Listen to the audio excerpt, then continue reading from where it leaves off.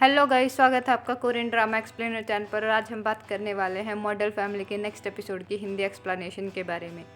इस एपिसोड की शुरुआत में हम देखते हैं कि दोंघा और युंजू बस में वापस घर जा रहे होते हैं। इतने बड़े एक्सीडेंट के बाद मीडिया में उसी एक्सीडेंट की न्यूज़ आती है।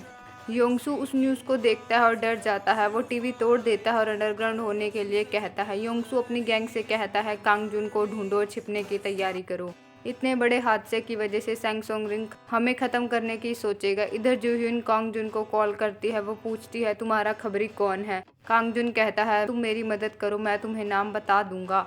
तुम कोई ऐसा रास्ता निकालो कि मुझे जेल ना जाना पड़े। वो ये कहते ही फ़ोन कट कर देता है।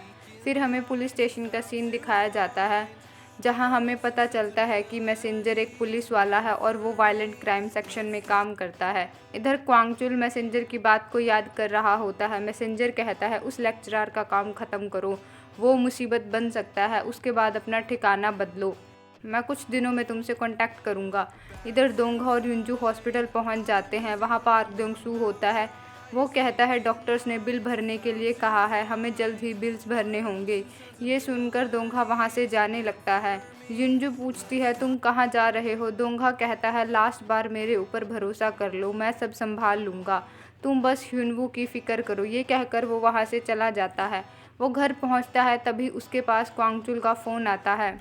वो कहता है, बुसान में इतने बड़े हादसे के बाद सैंगसोन का नाम सामने आ सकता है, इसलिए वो सबूतों और लोगों को ख़त्म करेंगे, तुम सावधान रहना। इधर जूhyun का बॉस अपने लोगों पे चिल्लाता है। वो कहता है, इस एक्सीडेंट की वजह से बुसान वाले भी हम पर हंस रहे हैं।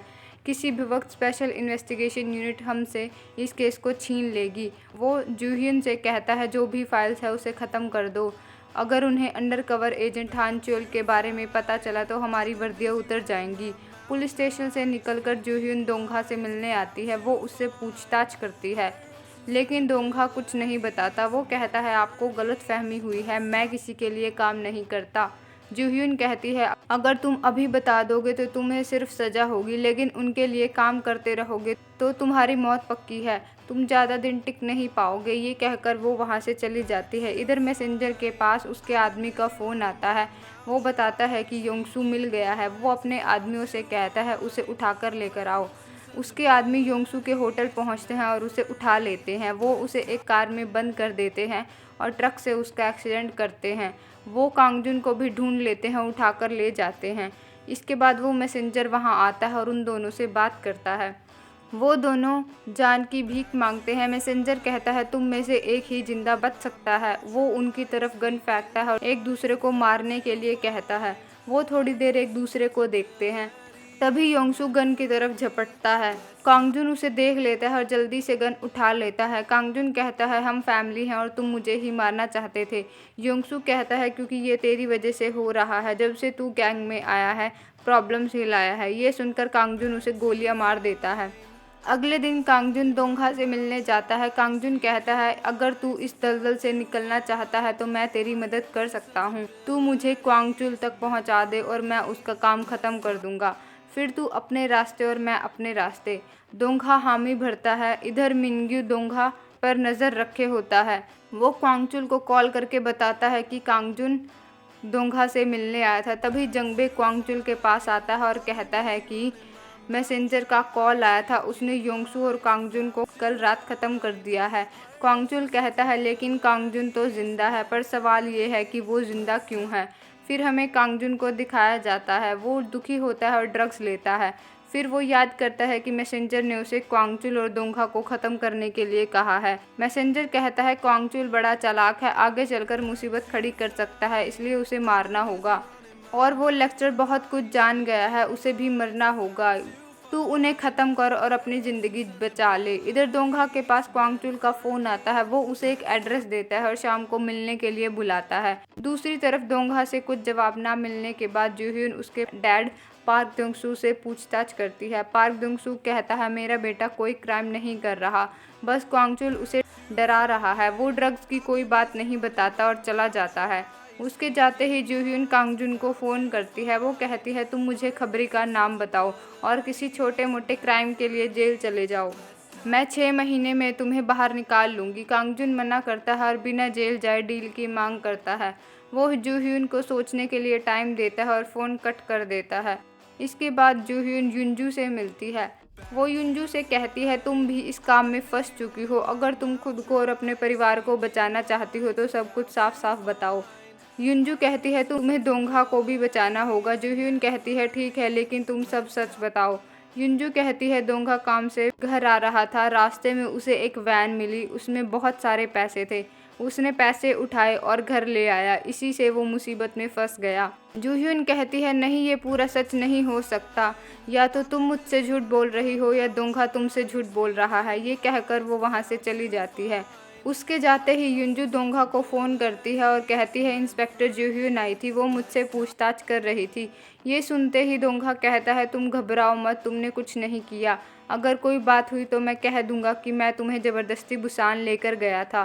तुम किसी बात की चिंता मत करो, मैं सब संभाल लूँगा। तुम अपना और ह्यूनवू का ख्याल रखो। ये कहकर वो फ़ोन कट कर देता है। फिर हमें पता चलता है कि दोंघा ने कांगजुन को फ़ोन कर बुलाया है। उसने क्वांगचुल से मीटिंग के बारे में बता दिया है। कांगजुन उसके साथ क्वांगचुल से मिलने के लिए निकलता है। कांगजुन कहता है, आज तुम हमेशा के लिए फ्री हो जाओगे। मैं उस क्वांगचुल को ख़त्म कर दूंगा। तभी उसके पास मैसेंजर का मैसेज आता है। वो पूछता है, तुम्हारा काम कहाँ तक पहुँचा। कांगजुन रिप्लाई करता है, आज मैं क्वांगचुल और प्रोफेसर को ख़त्म कर दूंगा।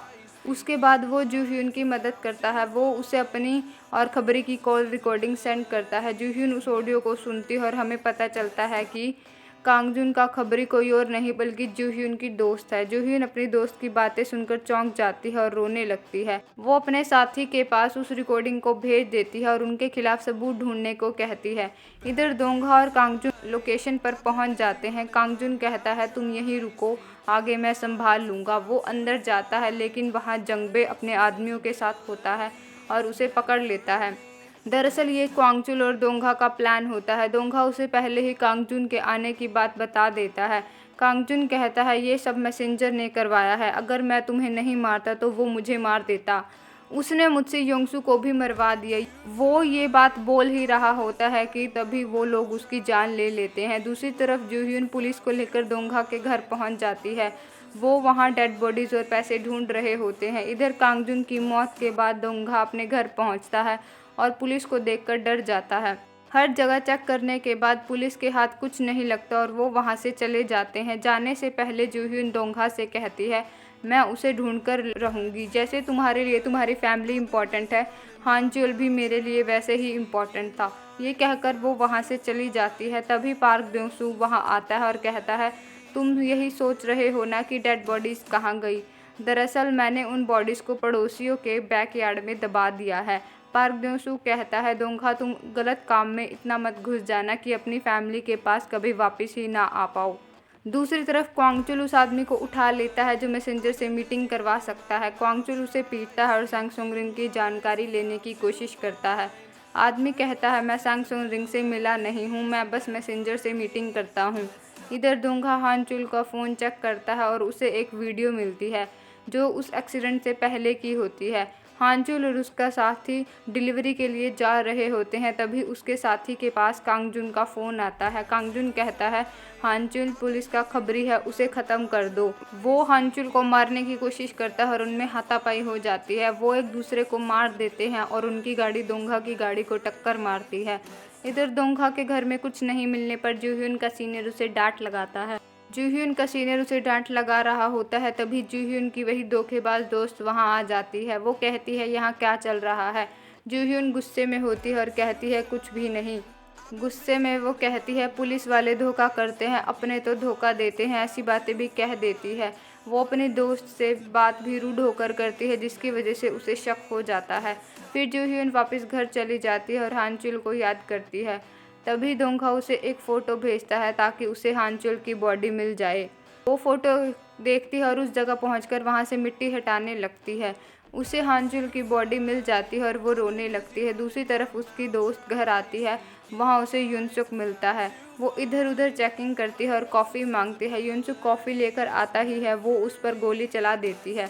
वो उस पर गोलियां चलाती है और वहाँ से चली जाती है। थोड़ी देर में जूhyun वहाँ पहुँचती है और उसकी हालत देखकर चौंक जाती है। वो उसे हॉस्पिटल लेकर पहुँचती है और उसे उसके फ़ोन में एक रिकॉर्डिंग मिलती है। हमें पता चलता है कि युनसुक ने उसकी दोस्त के आते ही रिकॉर्डिंग शुरू कर दी थी। वो उसके खिलाफ सबूत इकट्ठे करने की कोशिश कर रहा था और ये सब रिकॉर्ड हो गया। रिकॉर्डिंग देखकर जूhyun को गुस्सा आ जाता है।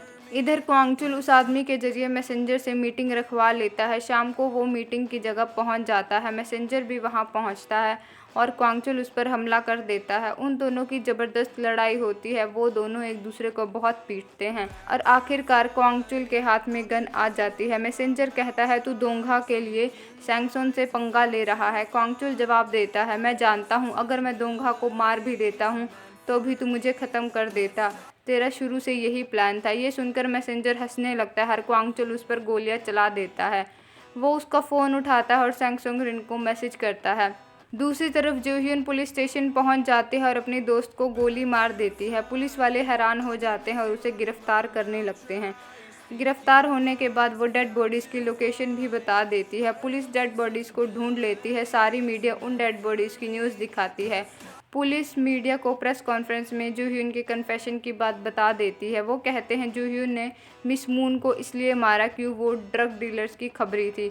इधर दोंघा हॉस्पिटल पहुंचता है जहां युनजू उसे बताती है कि अभी ह्युनवू का ऑपरेशन नहीं हो सकता। उस डोनर और ह्युनवू की रिपोर्ट्स मैच नहीं हो रही हैं। हमें फिर से वेट ही करना होगा। वो दुखी हो जाता है और वहाँ से जाने लगता है। तभी पार्क दोंसू उससे माफ़ी मांगता है। वो कहता है, सालों पहले मैं तुम्हें छोड़कर चला गया था, उसके लिए मैं माफ़ी मांगना चाहता हूँ। दोंघा कुछ नहीं बोलता और वहाँ से चला जाता है। वो घर जाकर अपनी फैमिली के साथ बिताए गए मोमेंट्स की वीडियो देखता है और रोने लगता है। अगले दिन वो पुलिस स्टेशन जाने की तैयारी करता है और डिसाइड करता है कि वो सारी सच्चाई पुलिस को बता देगा। वो पुलिस स्टेशन पहुंचने वाला होता है तभी उसके पास कॉल आती है। दोंघा देखता है कि ये उसका फ़ोन नहीं है। वो कॉल पिक करता है तो दूसरी तरफ से आवाज़ आती है, क्या तुम लेक्चरर दोंघा हो? दोंघा हामी भरता है। वो कहता है कि इस फ़ोन को संभाल कर रखना, तुम्हारी फैमिली की जान तुम्हारे हाथ में है। दूसरी तरफ क्वांगचुल को सैंगसोंग रिन का रिप्लाई मिल जाता है और वो खुश हो जाता है। इसी के साथ एपिसोड और सीज़न ख़त्म हो जाता है।